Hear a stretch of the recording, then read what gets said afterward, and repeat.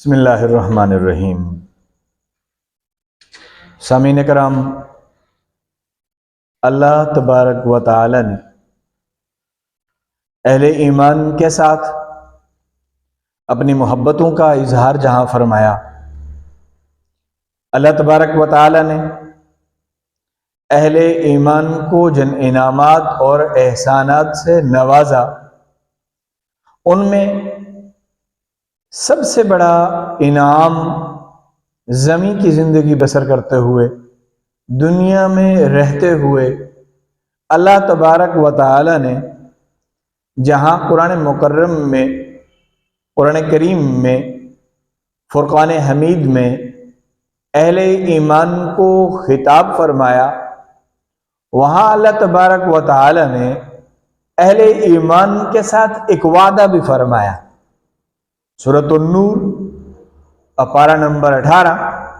اللہ تبارک و تعالی اہل ایمان کے ساتھ یوں گویا ہوئے، یوں ارشاد فرمایا، بلکہ یوں کہوں کہ اللہ تبارک و تعالی نے اپنی محبت کا اظہار فرمایا۔ فرماتے ہیں اعوذ باللہ من الشیطان الرجیم، بسم اللہ الرحمن الرحیم، وعد اللہ الذین آمنوا منکم وعملوا الصالحات لَيَسْتَخْلِفَنَّهُمْ فِي الْأَرْضِ كَمَا اسْتَخْلَفَ الَّذِينَ مِنْ قَبْلِهِمْ وَلَيُمَكِّنَنَّ لَهُمْ دِينَهُمُ الَّذِي ارْتَضَىٰ لَهُمْ وَلَيُبَدِّلَنَّهُمْ مِنْ بَعْدِ خَوْفِهِمْ أَمْنًا يَعْبُدُونَنِي لَا يُشْرِكُونَ بِي شَيْئًا وَمَنْ كَفَرَ بَعْدَ ذَلِكَ فَأُولَٰئِكَ هُمُ الْفَاسِقُونَ۔ ناظرین و سامعین، اس آیت مبارکہ میں اللہ تبارک و تعالی نے اہل ایمان کے ساتھ ایک وعدہ فرمایا۔ وہ وعدہ کیا ہے کہ اللہ تبارک و تعالی نے اہل ایمان کو فرمایا کہ ہم تمہیں زمین میں خلافت اور اقتدار عطا فرمائیں گے، حکمرانی عطا فرمائیں گے، اور وہ حکمرانی مشروط رکھی، مشروط اعمال صالحہ کے ساتھ رکھی۔ اب اس آیت کے پس منظر میں آپ جائیں، اس آیت کے شان نزول میں آپ جائیں، نازل ہونے سے پہلے کی کیفیت یا ضرورت کیوں پیش آئی، اللہ تبارک و تعالی نے اہل ایمان سے اس محبت کا اظہار کیوں فرمایا؟ توجہ طلب بات ہے۔ جہاں یہ انعام ہے وہاں یہ بات اس یہ بھی ضروری ہے کہ یہ انعام ملا کس انداز میں۔ صاحب معالم التنزیل جو ہے وہ نقل کرتے ہیں، حضرت ابو العالیہ تابعی ہیں، وہ فرماتے ہیں کہ رسول اللہ صلی اللہ علیہ وسلم اعلان نبوت، اظہار نبوت سے اپنے صحابہ کرام رضوان اللہ علیہ مجمعین کے ساتھ رہے،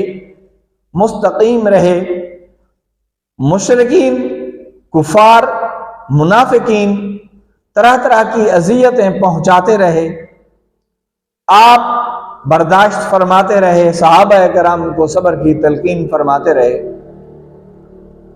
حتیٰ کہ مکہ مکرمہ سے مدینہ منورہ کی طرف آپ نے ہجرت مبارک فرمائی۔ وہاں پھر دشمنوں میں اضافہ ہوا، یہود جو ہے ایک خطرناک اضافہ ہوا اہل ایمان کے ساتھ دشمنی کا، انہوں نے بھی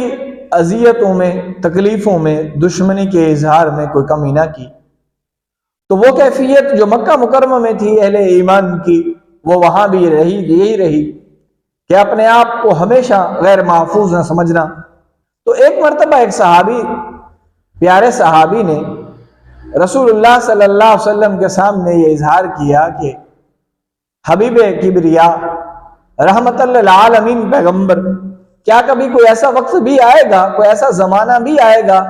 کہ جب ہم اپنے آپ کو محفوظ سمجھیں، جب ہم اپنے آپ کو بالکل کسی بھی شر اور فتنے سے اپنے آپ کو محفوظ سمجھیں گے کہ کوئی بھی ہمیں کوئی نقصان نہیں پہنچا سکتا؟ کیسی بات آئے گی، کوئی ایسا زمانہ آئے گا، کوئی وہ وقت بھی آئے گا۔ تو اللہ تبارک و تعالی نے اہل ایمان کو تسلی عطا فرمائی اس سورت کی اس آیت میں، آیت نمبر 55 میں فرمایا وعد اللہ الذین آمنوا، کہ اللہ تبارک و تعالی اہل ایمان تم سے وعدہ فرماتے ہیں، وعدہ کیا اللہ تبارک و تعالی نے، لَيَسْتَخْلِفَنَّهُمْ فِي الْأَرْضِ، کہ ہم تمہیں ضرور، وہ اللہ تعالیٰ ضرور تمہیں زمین میں خلیفہ بنائے گا، اقتدار عطا فرمائے گا،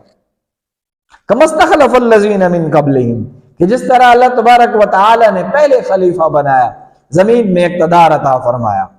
اب لفظ كَمَا اسْتَخْلَفَ الَّذِينَ مِن قَبْلِهِمْ آیت کے اس حصے میں ہم جناب حضرت داؤد علیہ السلام کی اقتدار کا حوالہ دے سکتے ہیں، پڑھ سکتے ہیں۔ جناب موسیٰ علیہ السلام، جناب داؤد علیہ السلام کے بعد ان کے بیٹے جناب سلیمان علیہ السلام اور حضرت ایوب علیہ السلام، اللہ تبارک و تعالیٰ نے انہیں حکومتیں عطا فرمائیں، زمین میں اقتدار عطا فرمایا، رسالت کے ساتھ ساتھ یہ اعزازات بھی اللہ تبارک و تعالیٰ نے انہیں عطا فرمایا، اور ساتھ فرمایا وَلَيُبَدِّلَنَّهُمْ مِن بَعْدِ خَوْفِهِمْ أَمْنًا، کہ اہل ایمان جب تم ایمان کے ساتھ ساتھ،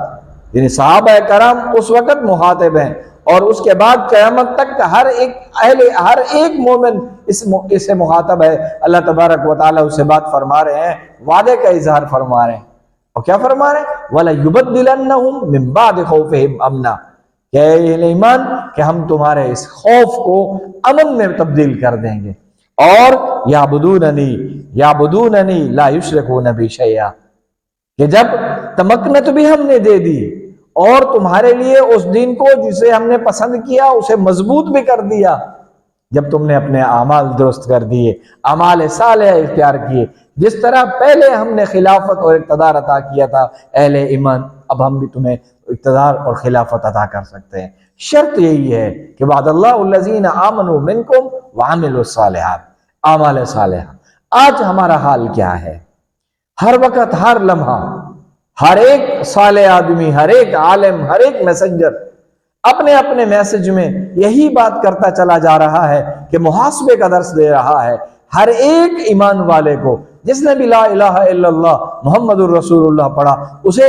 جھنجھوڑ کے، اسے محبت کے ساتھ، اسے انتہائی فریفتگی کے ساتھ اور کبھی کبھی غصے کے ساتھ محاسبے کا درس دیتا چلا جاتا ہے کہ آخر کیا ہو گیا؟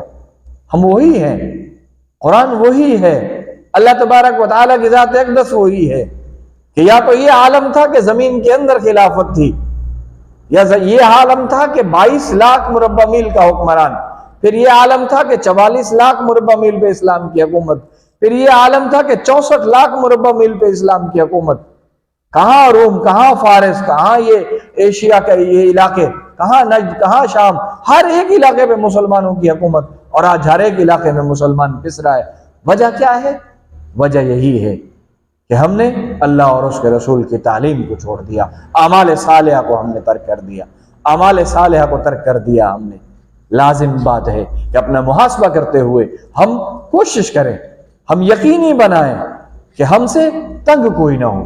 ہم اس راستے کو ہرگز نہ چھوڑیں جسے اللہ تبارک و تعالی اپنانے اور اختیار کرنے کا حکم دے، ہم ان تعلیمات کو ہرگز نہ چھوڑیں جو رسول اللہ صلی اللہ علیہ وسلم نے ہمیں دی ہے۔ اللہ تبارک و تعالی میرا اور آپ کا حامی و ناصر ہو۔